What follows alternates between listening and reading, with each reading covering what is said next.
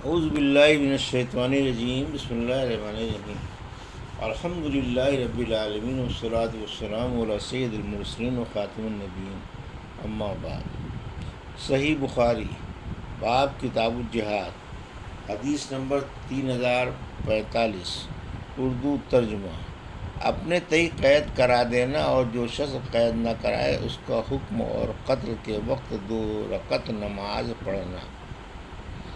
ہم سے ابو الیمان نے بیان کیا، کہا ہم کو شعیب نے خبر دی، ان سے زہری نے بیان کیا، انہیں عمرو بن ابی سفیان بن اسید بن جاریہ ثقفی نے خبر دی، وہ بنی زہرہ کے حلیف تھے اور حضرت ابو ہریرہ رضی اللہ عنہ کے دوست۔ انہوں نے کہا کہ حضرت ابو ہریرہ رضی اللہ عنہ نے بیان کیا کہ رسول اللہ صلی اللہ علیہ وسلم نے 10 صحابہ کی ایک جماعت کفار کی جاسوسی کے لیے بھیجی۔ اس جماعت کا امیر عاصم بن عمر بن خطاب کے نانا عاصم بن ثابت انصاری رضی اللہ عنہ کو بنایا، اور جماعت روانہ ہو گئی۔ جب یہ لوگ مقام حدات پر پہنچے، جو عصفان اور مکے کے درمیان میں ہے، تو قبیلہ حزیل کی ایک شاخ بنو لحیان کو کسی نے خبر دے دی، اور اس قبیلے کے 200 تیراندازوں کی ایک جماعت ان کی تلاش میں نکلی۔ یہ صحابہ رضی اللہ عنہ کے نشانات قدم سے اندازہ لگاتے ہوئے چلتے چلتے آخر ایک ایسی جگہ پر پہنچ گئے جہاں صحابہ نے بیٹھ کر کھجوریں کھائی تھیں، جو وہ مدینہ منورہ سے اپنے ساتھ لے کر چلے تھے۔ پیچھا کرنے والوں نے کہا کہ یہ گٹھلیاں تو یشرب یعنی مدینہ کی کھجوروں کی ہیں، اور پھر قدم کے نشانوں سے اندازہ کرتے ہوئے آگے بڑھنے لگے۔ آخر عاصم رضی اللہ عنہ اور ان کے ساتھیوں نے جب انہیں دیکھا تو ان سب نے ایک پہاڑ کی چوٹی پر پناہ لی۔ مشرکین نے ان سے کہا کہ ہتھیار ڈال کر نیچے اتر آؤ، تم سے ہمارا عہد و پیمان ہے، ہم کسی شخص کو بھی قتل نہیں کریں گے۔ عاصم بن ثابت رضی اللہ عنہ مہم کے امیر نے کہا، میں تو آج کسی صورت میں بھی ایک کافر کی پناہ میں نہیں اتروں گا۔ اے اللہ ہماری حالت سے اپنے نبی کو مطلع کر دے۔ اس پر ان کافروں نے تیر برسانے شروع کر دیے، اور عاصم رضی اللہ عنہ اور 7 دوسرے صحابہ کو شہید کر ڈالا، اور باقی 3 صحابی ان کے عہد و پیمان پر اتر آئے۔ یہ خبیب انصاری، ابن دسنہ اور ایک تیسرے صحابی عبداللہ بن طارق بلوی تھے۔ جب یہ صحابی ان کے قابو میں آ گئے تو انہوں نے اپنی کمانوں کے تانت اتار کر ان سے باندھ لیا۔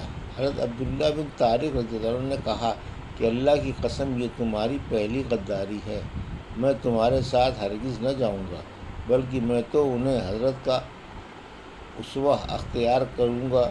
ان کی مراد شہداء سے تھی، مگر مشرکین انہیں کھینچنے لگے اور زبردستی اپنے ساتھ لے جانا چاہا۔ جب وہ کسی طرح نہ گئے تو ان کو بھی شہید کر دیا۔ اب یہ خبیب اور ابن دسنہ رضی اللہ عنہ کو ساتھ لے کر اور ان کو مکے میں لے جا کر بیچ دیا۔ یہ جنگ بدر کے بعد کا واقعہ ہے۔ خبیب رضی اللہ عنہ کو حارث بن عامر بن نوفل بن احد مناف کے لڑکوں نے خرید لیا۔ خبیب نے کی بدر کی لڑائی میں حارث بن عامر کو قتل کیا تھا۔ آپ ان کے یہاں کچھ دنوں تک قیدی بن کر رہے۔ زہری نے بیان کیا کہ مجھے عبید اللہ بن ایاز نے خبر دی، اور انہیں حارث کی بیٹی زینب رضی اللہ عنہ نے خبر دی کہ جب ان کو قتل کرنے کے لیے لوگ آئے تو زینب سے انہوں نے موئے زیر ناف مونڈنے کے لیے استرا مانگا۔ انہوں نے استرا دے دیا۔ زینب نے بیان کیا، پھر انہوں نے میرے ایک بچے کو اپنے پاس بلا لیا۔ جب وہ ان کے پاس گیا تو میں غافل تھی۔ زینب نے بیان کیا کہ پھر جب میں نے اپنے بچے کو ان کی ران پر بیٹھا ہوا دیکھا اور استرا ان کے ہاتھ میں تھا تو میں اس بری طرح گھبرا گئی کہ خبیب رضی اللہ عنہ بھی میرے چہرے سے سمجھ گئے۔ انہوں نے کہا، تمہیں اس کا خوف ہوگا کہ میں اسے قتل کر ڈالوں گا۔ یقین کرو میں کبھی ایسا نہیں کر سکتا۔ اللہ کی قسم کوئی قیدی میں نے خبیب رضی اللہ عنہ سے بہتر کبھی نہیں دیکھا۔ اللہ کی قسم میں نے ایک دن دیکھا کہ انگور کا خوشہ ان کے ہاتھ میں ہے اور وہ اس میں سے کھا رہے ہیں، حالانکہ وہ لوہے کی زنجیروں میں جکڑے ہوئے تھے اور مکے میں پھلوں کا موسم بھی نہیں تھا۔ کہا کرتی تھیں کہ وہ تو اللہ تعالیٰ کی روزی تھی جو اللہ نے خبیب رضی اللہ عنہ کو بھیجی تھی۔ پھر جب مشرکین انہیں حرم سے باہر لائے تاکہ حرم کی حدود سے نکل کر انہیں شہید کر دیں، تو خبیب رضی اللہ عنہ نے ان سے کہا کہ مجھے صرف 2 رکعت نماز پڑھ لینے دو۔ انہوں نے ان کو اجازت دے دی۔ پھر خبیب نے 2 رکعت نماز پڑھی اور فرمایا، اگر تم یہ خیال نہ کرنے لگتے کہ میں قتل سے گھبرا رہا ہوں تو میں ان رکعتوں کو اور لمبا کرتا۔ اے اللہ، ان ظالموں سے ایک ایک کو ختم کر دے۔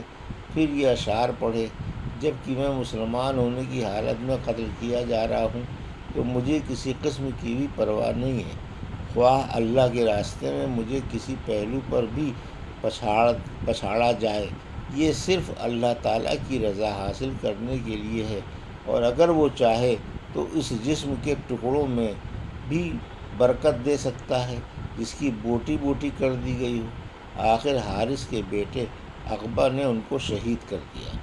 حضرت خبیب رضی اللہ عنہ سے ہی ہر اس مسلمان کے لیے جسے قید کر کے قتل کیا جائے، قتل سے پہلے 2 رکعتیں مشروع ہو گئی ہیں۔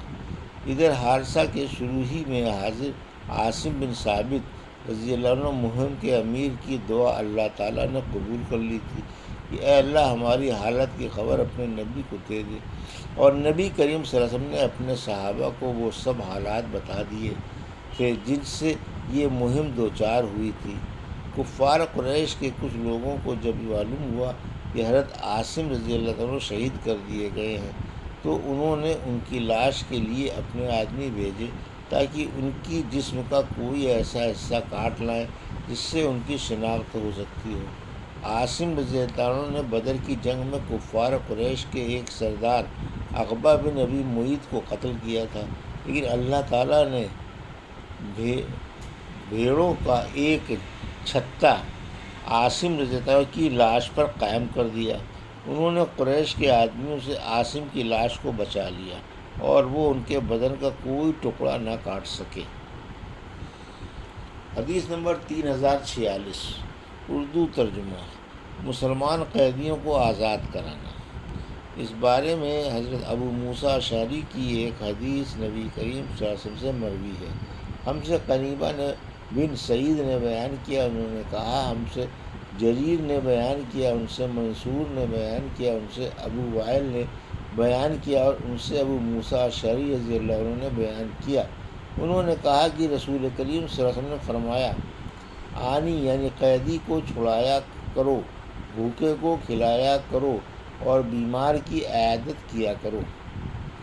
حدیث نمبر 3047، اردو ترجمہ: ہم سے احمد بن یونس نے بیان کیا، کہا ہم سے ظہیر نے بیان کیا، ان سے مطرف نے بیان کیا، ان سے عامر نے بیان کیا اور ان سے ابو حذیفہ رضی اللہ عنہ نے بیان کیا کہ میں نے حضرت علی رضی اللہ عنہ سے پوچھا، آپ حضرات اہل بیت کے پاس کتاب اللہ کے سوا اور بھی کوئی وحی ہے؟ آپ نے اس کا جواب دیا، اس ذات کی قسم جس نے دانے کو زمین چیر کر نکالا اور جس نے روح کو پیدا کیا، مجھے تو کوئی ایسی وحی معلوم نہیں جو قرآن میں نہ ہو۔ البتہ سمجھ ایک دوسری چیز ہے جو اللہ کسی بندے کو قرآن میں عطا فرمائے، قرآن سے طرح طرح کے مطالب نکالے، یا جو اس ورق میں ہے۔ میں نے پوچھا اس ورق میں کیا لکھا ہے؟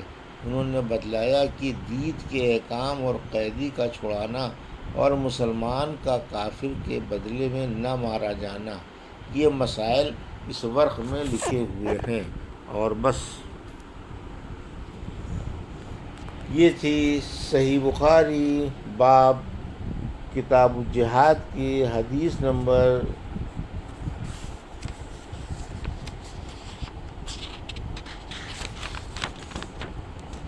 3045 سے